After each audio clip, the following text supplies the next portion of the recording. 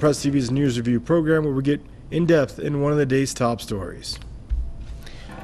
Now, a new poll shows that Americans have become warier about intrusive government surveillance in the name of national security. A poll conducted by the Associated Press found that about 2/3 of Americans are opposed to the possibility of warrantless monitoring of telephone calls, emails, and text messages made within the country. According to the poll, about half are opposed to government monitoring of internet searches, including those by U.S. citizens without a warrant. Survey shows that Americans are less concerned about government surveillance that is more than 20 years ago, when the U.S. started its so-called war on terror by invading Afghanistan.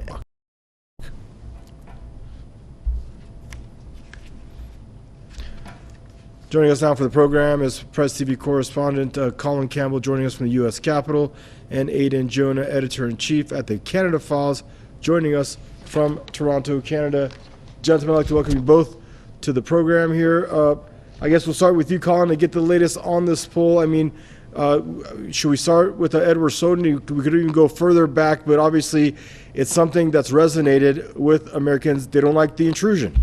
Well, just look at what's happened in the past several years. Like you alluded to with Edward Snowden, we have Julian Assange, we have Cambridge Analytica when it comes to Facebook, and we have just the general distrust of each other in general as we face a polarized nation split behind political ideological lines. So if you factor all of these things in, and many more which I have not named, you start to make more sense of why more people feel more distrustful of the government. We also have to remember that we had a former president who also talked a lot about fake news, and we looked at just how different types of misinformation and disinformation are feeding into the cultural ethos of the country. And when you look at just some of the failures of our U.S. intelligence system, more people are saying, well, we're not so trustful of the systems that we've traditionally had a lot of faith and confidence in the past. Not only that, we're more reliant on digital services. We're using our computers more. We're using smart.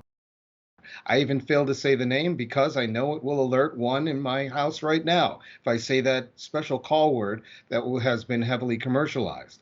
That's because we all, or many of us, have these digital systems, smart speakers that are already entrenched in our daily lives. And to have the government further build upon that, it seems a lot more threatening, and people are a lot more distrustful. Thank you, Colin. And Aidan Jonah, welcome to the program. Your initial thoughts on this? For sure. I think under no circumstances there should be any increases towards the security powers and surveillance that is enabled to be done by national security agencies. They really have been shown not to use the good faith, and they've often used it to target activists. And you look at the case, for example, with the national security agencies with the January 6th attack on the Capitol, where intelligence agencies had an idea about this in advance, and it was publicly announced in advance.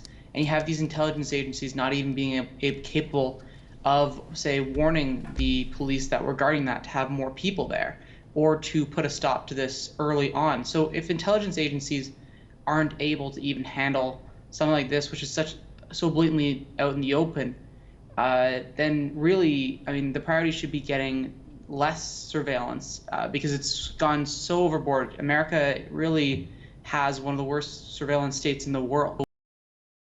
When you match really a severe lack of privacy and then either incompetent or malicious, both at times, intelligence agencies, it's just a recipe for disaster. And Colin, I guess the big question here is where is the fine line in the sand where the government needs to be basically on top of enough intelligence, and it's monitoring closely enough where it's basically safeguarding citizens, and where is it that it's going against basically one of their alienable, if I can get it out, alienable rights under the Bill of Rights, which is we have freedom of religion, freedom of speech, press, petition, and assembly, privacy, which privacy says the right to be free of unwanted government intrusion into one's personal and private affairs, papers, and possession. So how do you have your constitutional rights guaranteed while the government's doing their job in protecting you? Yeah, I would argue and say that there may not even be a fine line, at least not right now. It seems to be a widening gulf, in fact, where you have those who want to protect rights to the very top degree, and then you have government institutions that want to say they want to protect those rights, but at the same time encroach upon people's individual freedoms and their protections and their privacy and security. At the same time, they're saying that they want to protect the nation.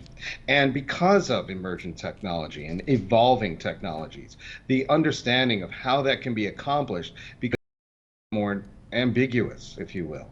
And so there has to be comprehensive policy that is well thought out, that is definitely more deliberative, rather than just some politicians hoping to get a win and throw red meat out to the base to pass some policy that really infringes upon people's rights. And unfortunately, because of the way that we are so polarized right now, the less or the decreased amount of notions that people trust each other and the government, it seems that it is a lot easier to get things passed that would abridge people's freedoms rather than protect them. At the same time, we're protecting the nation, and at the same time, we're doing what's right to improve the sanctity of our own privacies. And I guess that's the thing, isn't it, Aiden? I mean, obviously, if the government was doing this moderately and people felt like it was justified for their safety and protection, they wouldn't be so irate. Obviously, the government's, past a certain line where the people feel like they're just listening too much, monitoring too much, stuff that just cannot be justified no matter how they, basically digest it. Oh, for sure. And I think that the key thing is that the key really is warrants. I mean, if you want to balance in between, of course, protecting citizens and protecting the privacy, I mean, you should be able to actually justify, the intelligence agencies should be able to justify their case for wanting that data. It shouldn't just be carte blanche, because of course, I think balance between freedom and security. You can't go all the way between either for sure, but there needs to be a clear middle ground there. And as the other guest has said, it's quite clear that the intelligence agencies are taking the chance of recent chaotic events to just gulf up as much basically powers as they possibly can, and so that doesn't bode well for the future. All right, gentlemen, thank you both for joining us on the program. Dr. Colin Campbell there joining us from Washington, D.C., and Aiden Jonah joining us out of Toronto, Canada. And viewers, that's a wrap for this segment of your Press TV News Review program. Thank you for tuning in, and goodbye for now.